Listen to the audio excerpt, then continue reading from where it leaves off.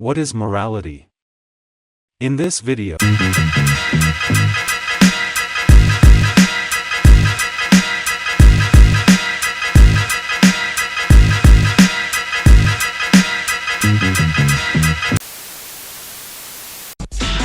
This is man's ultimate fighting machine. Conventional weapons are no match for the angels.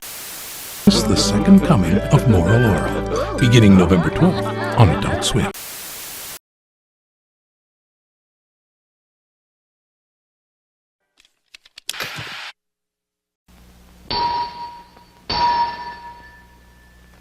Morality.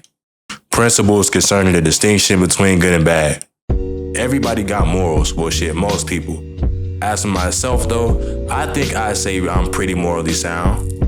I ain't really sure about cable TV though. Speaking of cable, everybody watch this shit. I know I did whenever I had the chance. It ain't matter as long as the pixels moved on the screen, bruh. You could've had SpongeBob and Terran on that hard, I wouldn't have been smiling with booty flakes all in my jaws watching it. Nah, I'm playing with y'all, wasn't that down bad. Keeping it a bean. Cartoon Network was my little fuck you 3 whenever I watch TV. And for all my unks out there, y'all know that when it hit 7 p.m., Cartoon Network was done. And it was time for Adult Swim. Growing up, my mama was more than adamant about me not watching Adult Swim because of the fact that, it was for grown folks. It always confused me though, because she let me watch stuff like First 48 and Love and Hip Hop that had real life cursing and niggas fighting with no issue. But my mama always had strange morals when it came to stuff on TV. My go-to shows when it came to Adult Swim was usually stuff like The Boondocks, obviously, American Dad, and Super Joe, aka The GOAT. Y'all should check out Super Joe though, it's super underrated. But amidst the sea of raunchy content, wacky animation, and some of the most insane shit you could put on TV, one show managed to fly under my radar for most of my childhood. I think it mainly had to do with the fact that it aired at the same time as the security guard in Five Nights at Freddy's getting caught by his ops. And if you look at it, on the surface level, the shit looks pretty boring. But this show ended up being one of the craziest things I've ever watched. Deadass. Being the embodiment of hypocrisy. Let me show you why Moral Oral is actually moralist.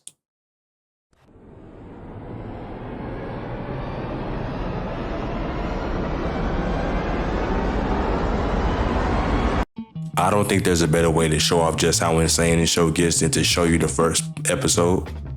The intro has us zooming from space into the US, and honestly, this should have been the first sign that the show was on some other shit, because you can't tell me Stay Soda doesn't sound like a backdrop for a PUBG map. Shit is not real. Going into morals here, the episode starts off with the Puppeteer family and Oral, the big head-ass kid on the left, on the way to church. You can tell this is a white family because they keep letting Shapey get Broly level CTE bumping his dome piece up and down in the car. Come on now. Fast forward into the next scene though, we see a sermon and there's a man named Reverend Putty talking about the gift of life, how we should be cherished. Now naturally this should just be a simple lesson that enriches the youth and restores faith. That didn't happen with this nigga. Oral leaves the church with his homie Doey and they go to the cemetery cause reasons, and Oral misinterprets Putty's lesson about the gift of life and says everybody in the cemetery is sinning for being dead. Nigga, what the fuck? At that point, my nigga, I might as well be in Brazil. I mean, hell. I understand that you don't have to be light incarnate to make it to heaven, but I didn't even know this shit was a damn rank match. Golly. Shit. No pun intended. That's wild as fuck. Oral and Doey then go to school in the library where they talk to Miss Sensador, a nun who works at the school. And after a bit of yappery, they run off and hit his stain and they leave with a 3.5 demon pack in the form of a Necronomicon. I have to point out that a nun has a Nomicon in her study. And I don't know about y'all, but that sound like somebody that be kicking it with Lil 88 too much. And for y'all Ken Carson opiate stand niggas, y'all know exactly what he did with Lil Uzi. That nigga might as well be Satan. After hitting the lake, they slide back to the cemetery, and Oral uses the Ninja Nomicon to revive Doey's grandpa. And the first thing that nigga does when he's out the gates of hell is pray to God, then eat a police officer. Just eat the nigga. No seasoning, no mumbo sauce, no none, just straight munching the nigga. Shit crazy.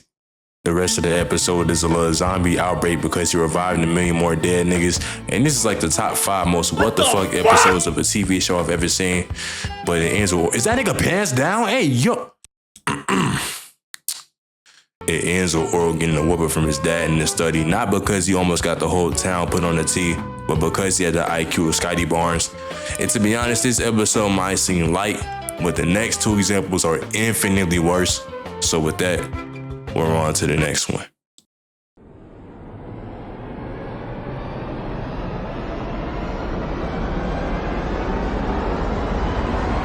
Going into season 2, a bunch of shit happened in between the first episode and this one. Like Oral's parents' relationship beginning to strain. That one time everybody was racist. And the start of a new side of what's mainly been a comedy. This episode in particular is one of the last really comical ones before the shit becomes American Boom Boom. So I need y'all to strap in. God's blunder starts out with Oral in class, and on the right of him is this homie Tommy, who seems to really fuck with science, and I can't blame him, bruh. Back in my day, we had nothing but Bill Nye and Osmosis Jones bumping in that science class, and that shit slapped every time on that Ike Turner shit. I don't have it in me to make a joke like that. Back on the episode though, Reverend Putty is teaching about the elements in the universe, where Tommy begins to question Putty by bringing in facts and logic that goes against the holy ways of the school. Not having it, Putty accuses him of being a heart big dog emoji, and the class laughs at him. And keeping it a bean, if it was me, I would have aired that whole place out on my SpongeBob shit. I have been publicly humiliated for the last time. Tommy gets classified as a mouth breather, and everyone in his life starts treating him like he's completely incapable simply due to the fact that he could be neurodivergent. And as a nigga who fits that description, I can honestly relate to this episode heavy with people who will constantly baby me and whatnot, simply off the fact of hearing the phrase autistic. And I can understand that it could be in good faith, but feeling constantly patronized and put down 24/7 when I was more than capable of doing stuff on my own just wasn't a hit. Get it back on topic though, we get more of Tommy getting trolled by everyone in Moralton, and it's revealed that everyone in his little special class is the same as him. Not dumb by any means, but just labeled as heartbreak dog emoji because they're more into science and not into faith. It's so critical over there, they gotta sneak read books and get actual facts in that way on some Fahrenheit 451 type shit. Or trying to figure out a way to help Tommy out, talks to his dad. And I just realized I didn't even tell y'all his name. The nigga with the caramel suede in the throne room is Clay. Keep that in mind for later because he's one of the worst fathers of all time. After asking his dad about the differences between Tommy and the other kids, Clay puts on his favorite Yachty impression and just starts capping. Like you didn't have to answer correctly and he wouldn't anyway because he's a lame ass nigga. But damn bro, you couldn't spare him a hint of truth?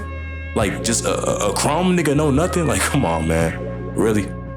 Anyways, he basically says that Tommy is one of God's blunders. Damn, that's crazy. It says that the Lord works in mysterious ways and that we can't understand what he does. Oral takes Clay's words in good faith, and the next day we see the special kids get stoned and chastised. I wonder where I've seen that before. For not understanding the Bible. And seeing this, Oral channels his inner MLK and gives a speech to everyone in order to make peace. And bro, just listen. Listen up. Just because these kids are different, that doesn't mean we should treat them badly. I mean, golly, if God loves them for their inadequacies, then we should too. You see, God loves everyone, even the stupid and retarded, like these poor children, because as hard as it may be to believe, God wants them this stupid. Yes, these children are not as lucky as we are, but we shouldn't ridicule them. We should pity them with all of our love and patience. For we all know God is perfect, so they are perfect. Perfectly stupid. Perfectly. When I tell you my jaw dropped hearing this shit for the first time, that nigga really thought that was a hit, and then what's more insane is that walk-off, like, bro, that shit was not helpful. The episode ends on his fake-ass LeBron celebration, and after that we get to the absolute turning point of Moral Oral.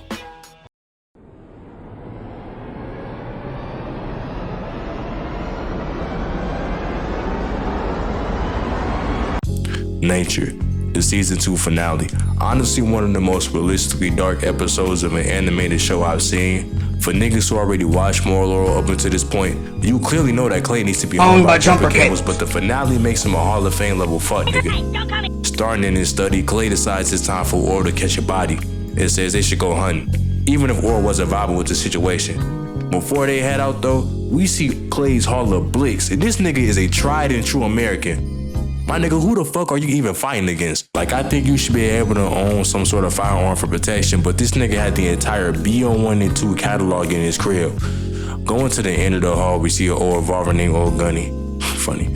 A gun that was forcefully given to Clay by his father when he got his mother killed by pranking her. Did I tell y'all that happened? Yeah, that happened, by the way. Skipping ahead, with the two going to the hunting range, and Clay is already displaying why he has his Henny protector badge maxed out because his tent is filled with nothing but drain in it. If this is what Kendrick was talking about when he said swimming pools, then I'm good, bruh. Directing Orel with a rifle. Clay tries to get him to up his KD ratio by killing the rabbit, and Orel tries to, but we know he's not like that, bruh. And that's perfectly fine. But this is a white family, so you know Clay wasn't having that shit. He gets more unhinged as Orel struggles to kill something and starts tweaking off the Jamba Juice, which seems like nothing until this happens. Dad! Got her! Ha-ha! I win, and you lose. Hey, they just keep on coming.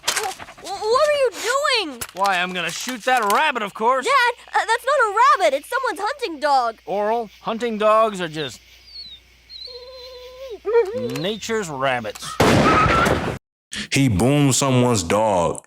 And not only did he boom his dog, he ate the nigga's leg. Like full on roasted nigga on the fire and all that.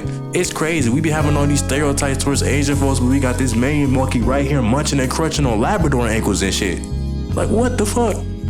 Anyways, Clay starts talking shit to Orel about not killing anything and starts downing even more Henny. And this is where we get to see Orel actually stand up for himself by respectfully telling Clay he wasn't trying to deal with him. Too bad he chose wrong. Clay is skipping time zone at this point, and he starts yapping while flies cover him, and he tells Orel that he's looking at life wrong, and that his life, on the other hand, is full of blight. Orel tries to correct him, and we get this really uncomfortable scene of Clay crashing out because the alcohol isn't working on him anymore, and my lazy ass commentating over it isn't gonna do it justice, so you should watch it yourself. But in the midst of him screaming and geeking, he makes Orel panic, and then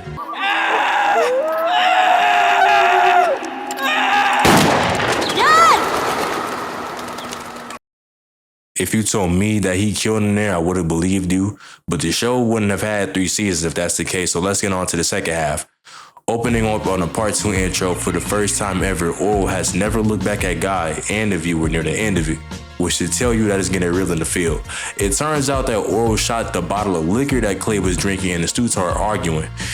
Why is he laughing, nigga? You are not the Joker. The argument comes to a head, and Orel, done with Clay's nonsense, says one of my favorite lines from him in the entire series. Because you become a bad person when you drink. It's not even just because of the fact that he's not letting Clay slide with his actions. It's just showing that there's confliction going on with him. He cares enough not to fully red off his pops, even if he's being the worst person in the world. Clay hurls Orel puff out his chest and tries to take his belt off to whoop his ass. But he falls to the ground because he's drunk and he's a bitch. But he gets himself up later and grabs his rifle and aims it around. And then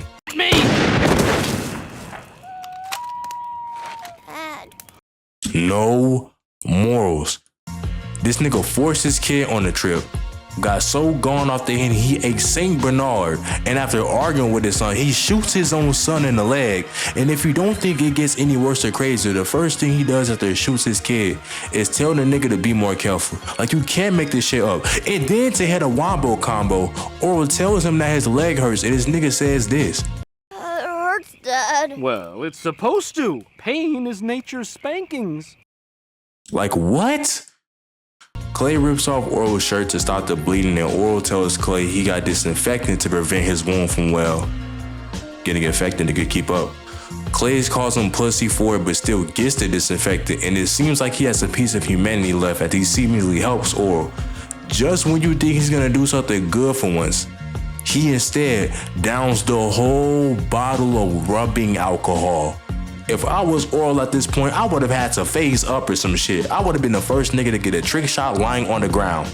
Like, phase 5 recruitment, Jeff, sign me, bro. Put me in, coach. Clay passes out and the bear finds the two, and he thinks it's free eats, and he starts approaching Clay. So Orel has to put all of his innocence and morality aside, and he lets that mag dump. We move on to the day after Orel finally ranks up, and Clay wakes up and the night shooting him.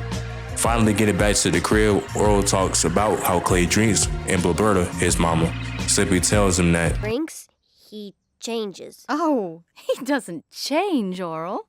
That's just his true nature coming out. with that info, Orel sits down and thinks about what it means for nature within yourself and the people around you. Yeah, this show is OD as fuck. There's a lot more that happens after this that I could cover, but I think it's best if y'all just watch the show instead of listening to me. And for the people who are at the end of this, I thank you for sticking with me. Appreciate my homie SpaceToaster for the thumbnail and additional editing. That's a real nigga. And with that, Renzo out.